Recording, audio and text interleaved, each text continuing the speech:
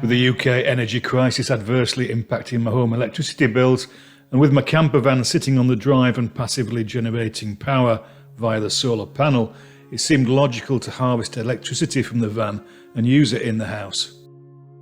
My camper van's solar setup is pretty standard. I've got a 325 watt Panasonic solar panel on the roof of the van, which charges two 200 amp hour AGM batteries via a Victron MPPT solar controller. I also recently fitted a Victron Smart Protect to the Habitation 12 volt circuit, and this stops all power delivery when the battery voltage drops to 12.2 volts, which protects the AGM batteries at around 50% of their charge capacity.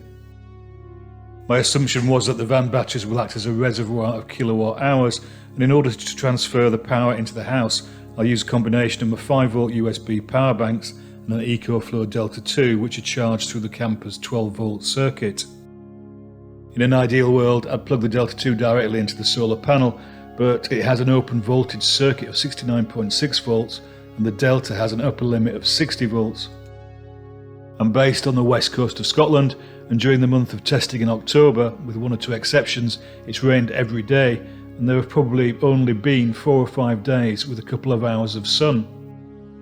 To amplify this worst case scenario status of the testing, the daylight hours averaged around 9.5, the temperature didn't get above 12 degrees C, and the sun's angle of incidence was around 25 to 30 degrees, so not exactly ideal.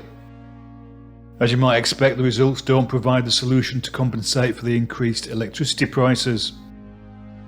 The solar panel was only delivering around 150 watt hours, or even less per day, with 1 or 2 exceptions. Unfortunately, like money, when you need it most, it's least available. Of course, the ideal solution would be to remove the solar panel, mount it higher and vertically to catch the maximum winter sun, but that's not an option. I reckon in the summer I'll be able to charge the Delta 2 and the power banks at least every other day, so worst case that'll give me 17 kilowatt hours a month, and possibly twice that amount if I have another Delta 2 equivalent and can have one of them charging in the van every day. Whilst in the UK the electricity prices are subsidised and currently at about 34 pence a kilowatt hour, the reality is that we're still paying the difference the energy companies are charging in taxation. So I take the position that every kilowatt hour I generate myself is one the electricity companies have lost, and in some small way it erodes their monopolistic attitude to harvesting consumers, who for the majority have no other choice but to contribute towards their huge profits. It's all good.